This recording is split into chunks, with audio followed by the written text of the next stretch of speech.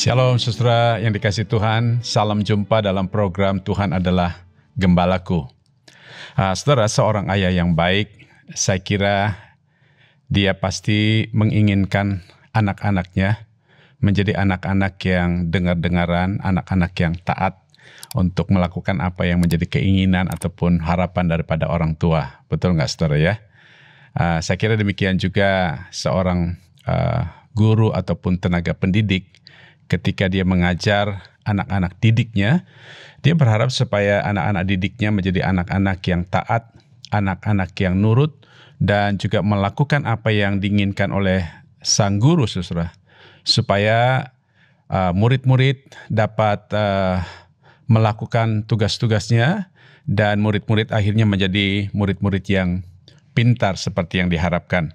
Nah, saudara, ketika Tuhan Yesus mengajar orang banyak, Ia pun saudara mengharapkan supaya mereka tidak hanya sekedar mendengar dan kagum akan pengajarannya, tetapi Tuhan Yesus juga menginginkan supaya mereka menjadi orang-orang yang dengar dan melakukan apa yang dikehendaki oleh Yesus. Nah, untuk itu mari kita baca satu bagian firman Tuhan saudara dari Markus pasal 3 ayat 31 sampai 35. Demikian firman Tuhan. Lalu datanglah ibu dan saudara-saudara Yesus. Sementara mereka berdiri di luar, mereka menyuruh orang memanggil dia. Ada orang banyak duduk mengelilingi dia. Mereka berkata kepadanya, "Lihat, ibu dan saudara-saudaramu ada di luar dan berusaha untuk menemui engkau." Jawab Yesus kepada mereka, "Siapa ibuku dan siapa saudara-saudaraku?" Ia melihat kepada orang-orang yang duduk di sekelilingnya itu dan berkata,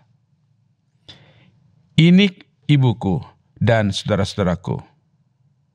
Barang siapa melakukan kehendak Allah, dialah saudaraku laki-laki, dialah saudaraku perempuan, dialah ibuku." Ya, saudara, ketika Tuhan Yesus sedang mengajar, ibu dan saudara-saudara Yesus datang menemui dia. Dan kemungkinan saudara ada dua alasan mengapa mereka mencari dia. Yang pertama adalah mereka ingin memastikan bahwa Yesus waras.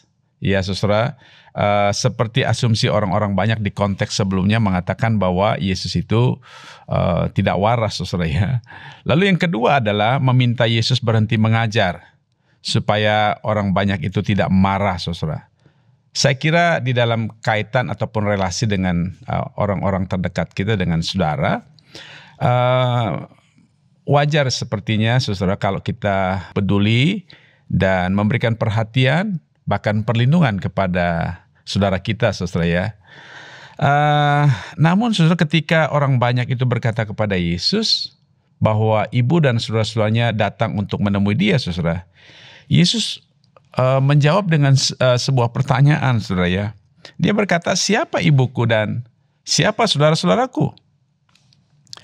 Saudara, pertanyaan Yesus di sini bukan Yesus tidak tahu.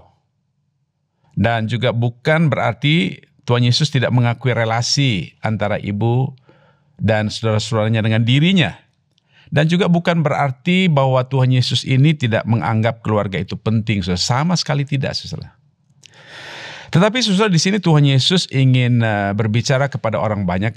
Perhatikan saudara di dalam ayat yang ke-34 ketika dia mendengar apa yang dikatakan oleh orang-orang itu tentang ibu dan saudara-saudara Yesus datang saudara. Lalu dia mengalihkan pandangannya kepada orang banyak itu. Dan dia berkata kepada orang banyak itu saudara bahwa siapa saudaraku, siapa ibuku. Nah saudara, sekali lagi bukan berarti Tuhan Yesus menyangkali saudara ya relasi antara saudara dan ibunya. Tetapi di sini Tuhan Yesus lebih konsentrasi memberikan pengajaran kepada orang banyak itu dan beritahukan bahwa Yesus adalah dari Bapa dan dia sedang mengerjakan kehendak Bapa bagi dunia ini. Dan ketika dia mengajar orang banyak tentang kerajaan Allah saudara, dia sedang melakukan apa yang Bapa kehendaki baginya.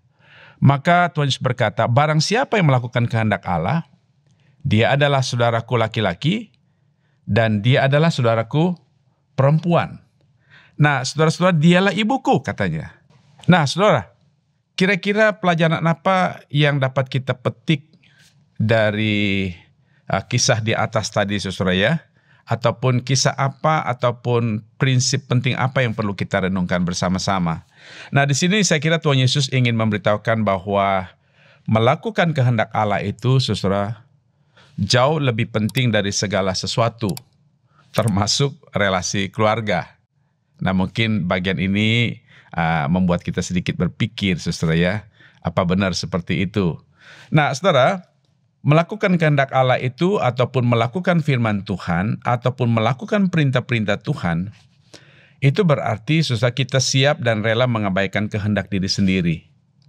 Kita rela mengabaikan kesenangan diri sendiri dan termasuk saudara mengabaikan kehendak orang lain dibandingkan melakukan kehendak Allah.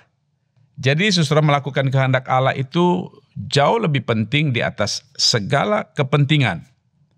Baik itu kepentingan yang sifatnya pribadi, kepentingan yang berkaitan dengan keluarga, atau juga kepentingan yang berkaitan pekerjaan kita ataupun pelayanan kita, saudara. Demikian pula dalam situasi apapun, baik atau tidak baik, lancar atau tidak lancar perjalanan hidup kita, sakit atau sehat, saudara. Di atas segala-galanya itu Tuhan inginkan kepada kita supaya kita melakukan kehendak Allah di dalam kehidupan kita.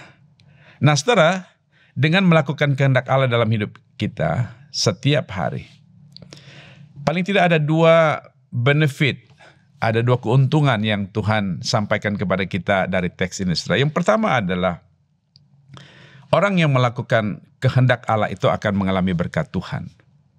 Ketika kita melakukan perintah Tuhan ataupun melakukan kehendak Tuhan, saudara, maka Tuhan akan menggenapi rencananya memberkati hidup kita di dalam kehidupan pribadi, dalam kehidupan keluarga, bahkan di dalam pekerjaan kita sesuai dengan profesi kita.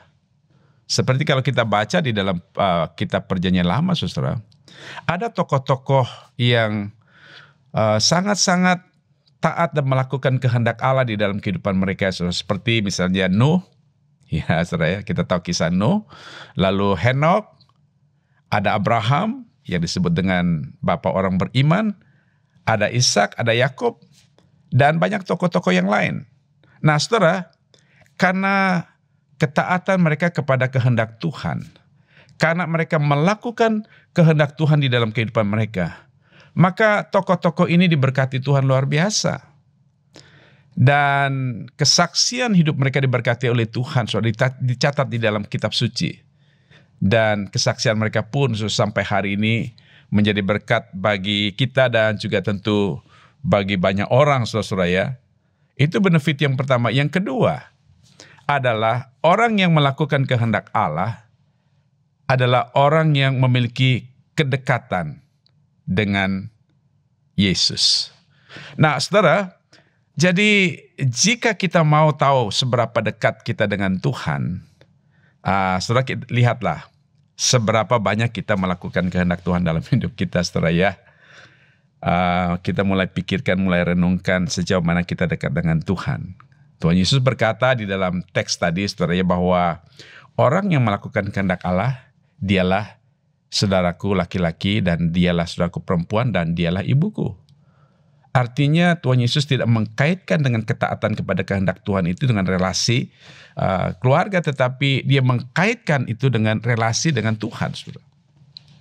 Nah, saudara, untuk itu mari kita belajar untuk tidak hanya mendengar pengajaran-pengajaran firman Tuhan dengan baik, tidak hanya sekedar kagum dengan pengajaran-pengajaran Tuhan yang luar biasa itu, tetapi saudara juga bertekad untuk belajar bagaimana kita mentaati melakukan firman Tuhan di dalam kehidupan kita. Saudara, tanpa kita melakukan firman Tuhan di dalam hidup kita, kita tidak pernah mengalami kuasa firman Tuhan itu di dalam kehidupan kita.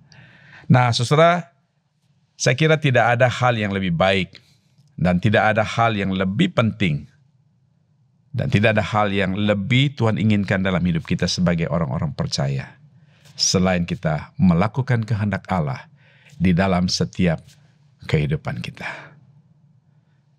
Mari kita tunduk kepala, kita berdoa. Bapa di surga, kami berterima kasih untuk firman-Mu pada hari ini. Sungguh kami ingin belajar ya Tuhan, untuk lebih memilih, mentaati dan melakukan kehendak-Mu di dalam hidup kami, daripada kami memilih mentaati kehendak diri kami sendiri.